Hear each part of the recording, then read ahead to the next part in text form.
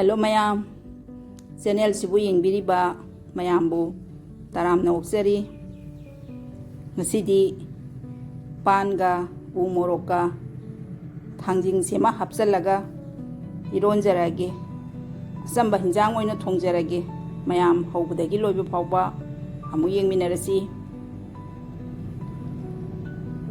Sougri si bori hapsalaga mirga layai basiga tauraga sougri ama thongjarage.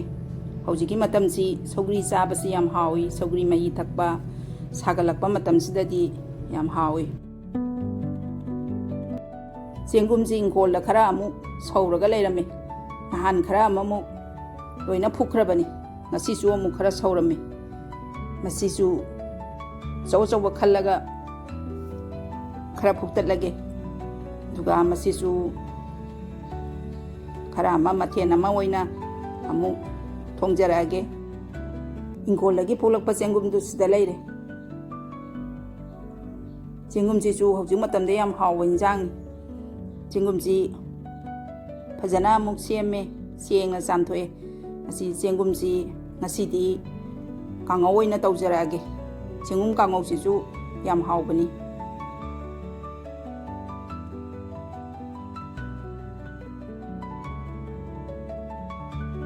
Pan singsi kukarda loina hapsale. Tiffin sida ngari lauthokpa phajana samthoga hapsale punna adum kam dorabani. Sougri amuk thongjarage. Sougri ga bori ga tilau si hana thadare. Sougri thongbada tilau thakpasi mahau leibani. Maroi nakupisu thaksale. Maroi mapang khara yaminge adum hawi sougri thongbasi. Aduna ngahaktang sawalani. Phajana lauthoba ngari si hapsale. Sougri thongbada ngari laudragadi hawtabani. Mirgal layai basisu mathakta thadare. Mirgal thakpasisu mahau yamna leibani. Morokti makaktak thae. Morok yam sabado mahi thakpada morok sabasi nungaite. Aduna morokti yam thaksadre. Phajana okhairaga ngahaktang sawalani.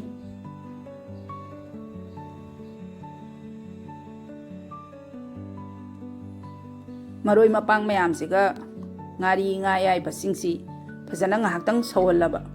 Sawallagana mahau leibani.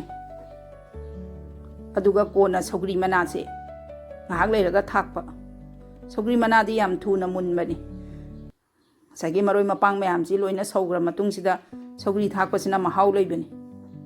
Punna thakjanba budi kona sougri mana thakpase. Asisina sougri thongbada mahau leibani. Ngaktang sawalaga bori amuk thakjanba yarani. Bori si amuk mathakta hapsale. Phajana okhairaga ngahak amuk sawalani.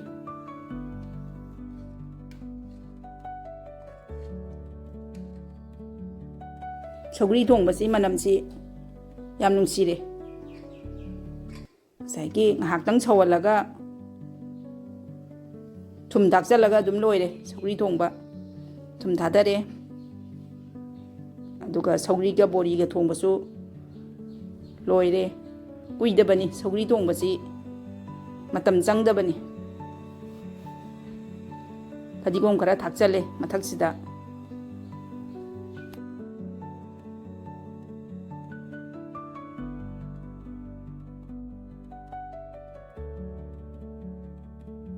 Chengum amu ngaujarage. Ngasai ingkolagi hekpa chengum si ꯑꯃꯨꯛ ꯉꯧꯖꯔꯛꯑꯒꯦ ꯃꯌꯥꯝ ꯑꯃꯨꯛ ꯌꯦꯡꯃꯤꯟꯅꯔꯁꯤ ꯊꯥꯎ ꯈꯔ ꯍꯥꯞꯆꯜꯂꯦ ꯊꯥꯎꯁꯤ ꯃꯨꯜꯂꯕꯅꯤꯅ ꯇꯦꯖꯄꯇꯥ ꯊꯥꯗꯔꯦ ꯇꯦꯖꯄꯇꯥ ꯍꯥꯞꯄꯁꯤ ꯃꯅꯝ ꯅꯨꯡꯁꯤꯔꯒ ꯃꯍꯥꯎ ꯑꯃ ꯍꯦꯟꯒꯠꯄꯅꯤ ꯄꯥꯁꯄꯣꯔꯟ ꯈꯔ ꯑꯃꯒ ꯑꯃꯨꯛ ꯊꯥꯗꯔꯦ ꯇꯤꯜꯍꯧꯁꯦ ꯌꯥꯝꯗꯕꯤꯗ ꯈꯔ ꯑꯃ ꯍꯥꯞꯆꯜꯂꯦ ꯃꯔꯣꯏ ꯅꯥꯀꯨꯞꯄꯤꯁꯤ ꯈꯔ ꯑꯃꯒ ꯊꯥꯗꯔꯦ ꯃꯔꯣꯏ ꯅꯥꯀꯨꯞꯄꯤꯁꯤꯒ ꯇꯤꯜꯍꯧꯁꯤꯒ ꯉꯥꯏꯍꯥꯛꯇꯪ ꯉꯧꯃꯤꯟꯅꯔꯅꯤ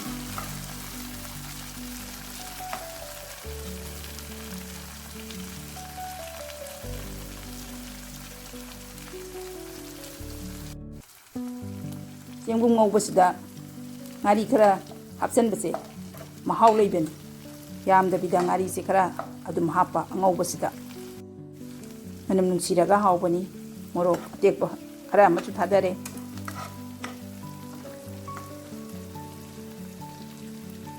ꯃꯔꯣꯏ ꯃꯄꯥꯡ ꯃꯌꯥꯝꯁꯤ ꯉꯥꯏꯍꯥꯛꯇꯪ ꯃꯨꯟꯅꯅꯕ ꯉꯧꯔꯅꯤ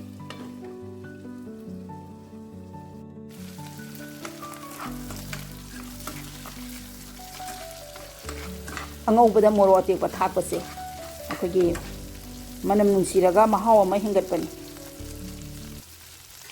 ꯉꯁꯥꯏꯒꯤ ꯆꯦꯡꯒꯨꯝꯁꯤꯡꯁꯤ ꯂꯣꯏꯅ ꯍꯥꯞꯆꯜꯂꯦ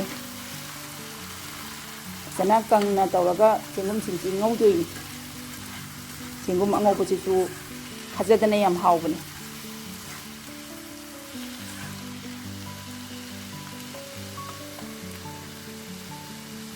ꯆꯦꯡꯒꯨꯝ ꯉꯧꯕꯁꯤ ꯃꯍꯤꯗꯤ ꯈꯔꯗꯤ ꯊꯣꯛꯄꯅꯤ ꯃꯍꯤꯁꯤ ꯀꯪꯗ꯭ꯔꯤ ꯐꯥꯎꯕ ꯐꯖꯅ ꯉꯧꯗꯣꯏꯅꯤ ꯑꯗꯨꯅ ꯃꯆꯨ ꯃꯣꯔꯣꯛ ꯊꯨꯝ ꯊꯥꯛꯆꯜꯂꯦ ꯖꯤꯔꯥ ꯈꯔ ꯑꯃꯁꯨ ꯃꯊꯛꯇ ꯆꯥꯏꯁꯜꯂꯦ ꯑꯗꯨ ꯐꯖꯅ ꯑꯃꯨꯛ ꯃꯍꯤꯁꯤꯡꯁꯤ ꯀꯪꯗ꯭ꯔꯤ ꯐꯥꯎꯕ ꯉꯧꯔꯅꯤ ꯉꯁꯥꯏꯒꯤ ꯀꯥꯡꯉꯧꯅꯤꯅ ꯃꯍꯤꯁꯤ ꯐꯖꯅ ꯀꯪꯍꯜꯂꯒ ꯎꯏ ꯎꯏ ꯂꯥꯎꯅ ꯉꯧꯗꯣꯏꯅꯤ ꯑꯗꯨꯗ ꯃꯥꯒꯤ ꯇꯣꯉꯥꯟꯕ ꯇꯣꯞ ꯇꯣꯞꯄ ꯃꯍꯥꯎ ꯑꯃ ꯆꯦꯡꯒꯨꯝ ꯀꯥꯡꯉꯧꯒꯤ ꯊꯣꯔꯛꯇꯣꯏꯅꯤ ꯑꯗꯨꯅ ꯐꯖꯅ ꯑꯣꯠꯇꯅ ꯐꯖꯅ ꯉꯧꯔꯅꯤ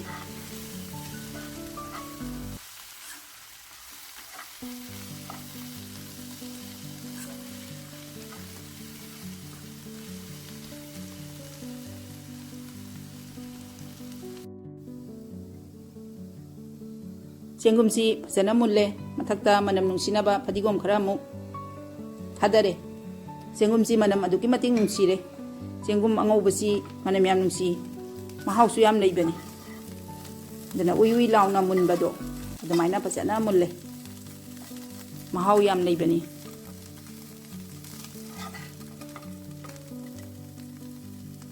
ꯃꯌꯥꯝꯁꯨ ꯑꯩꯒꯤ ꯃꯑꯣꯡꯁꯤꯗ ꯆꯦꯡꯒꯨꯝꯁꯤ ꯑꯃꯨꯛꯇꯪ ꯇ꯭ꯔꯥꯏ ꯇꯧꯔꯒ ꯉꯧꯔꯒ ꯆꯥꯕꯤꯌꯨ ꯃꯍꯥꯎ ꯌꯥꯝꯅ ꯂꯩꯕꯅꯤ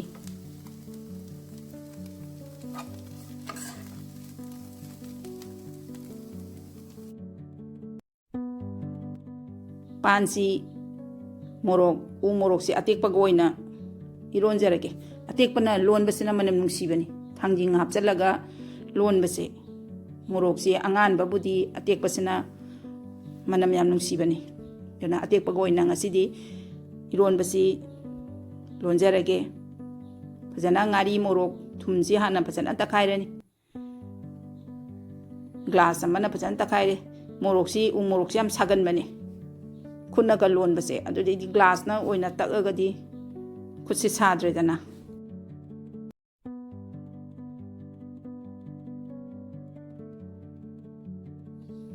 ꯄꯥꯟꯁꯤꯡꯁꯤꯁꯨ ꯍꯥꯞꯆꯜꯂꯦ ꯑꯁꯤꯁꯨ ꯒ꯭ꯂꯥꯁꯅ ꯐꯖꯅ ꯇꯛꯈꯥꯏꯔꯅꯤ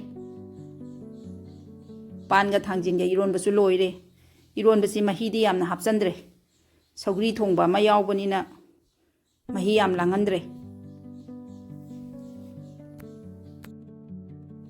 ꯏꯔꯣꯟꯕꯒ ꯁꯧꯒ꯭ꯔꯤ ꯊꯣꯡꯕꯒ ꯆꯦꯡꯒꯨꯝ ꯀꯥꯡꯉꯧꯒ ꯑꯗꯨꯗꯒꯤ ꯃꯆꯤꯗ ꯆꯥꯅꯅꯕꯒꯤ ꯏꯂꯤꯁꯥ ꯁꯦꯝꯃꯁꯨ ꯈꯔ ꯇꯥꯎꯖꯔꯒꯦ ꯏꯂꯤꯁꯥ ꯍꯥꯏꯕ ꯉꯥꯁꯤ ꯑꯇꯥꯎꯕ ꯆꯥꯕꯁꯨ ꯌꯥꯝ ꯍꯥꯎꯏ ꯑꯗꯨꯅ ꯈꯔ ꯑꯃ ꯑꯃꯨꯛ ꯏꯂꯤꯁꯥꯁꯤ ꯇꯥꯎꯖꯔꯦ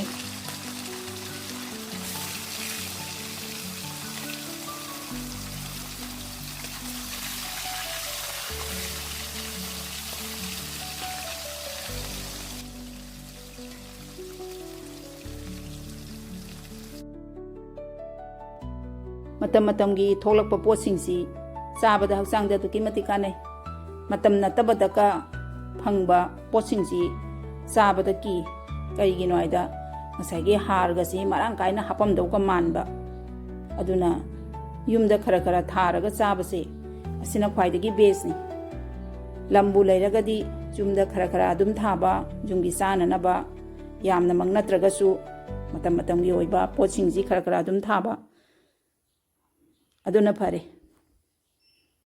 jumda hauba haibasi tabu mahausu leire atekpasu chare aduna jumda adum khara khara adum thabasi yam phai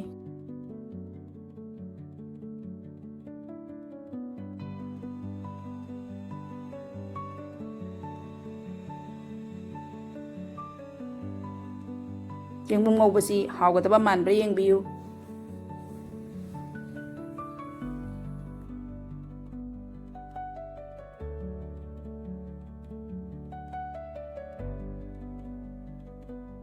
pan iron basu tengota khara hapsare pan gi mahau ne thangjingi manam nungsibagi thangjingi mahau ne hojiki matamda pan ga thangjinga iron basi mahau yamna leibani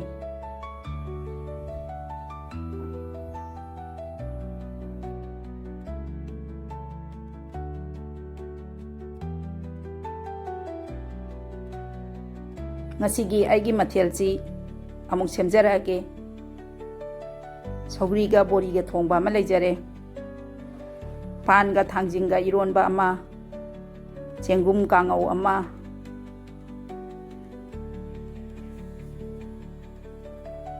mayang ba matonsi pan Eromba da koiki manam nungsiraga mahau yam leibani mayang tonsi tuga thabi kharaga thabi si chabada duki matika nei duna thabi khara machu hapsare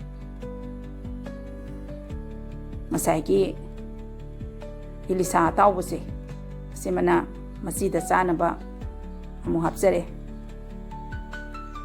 loire ngasigi aigi mathel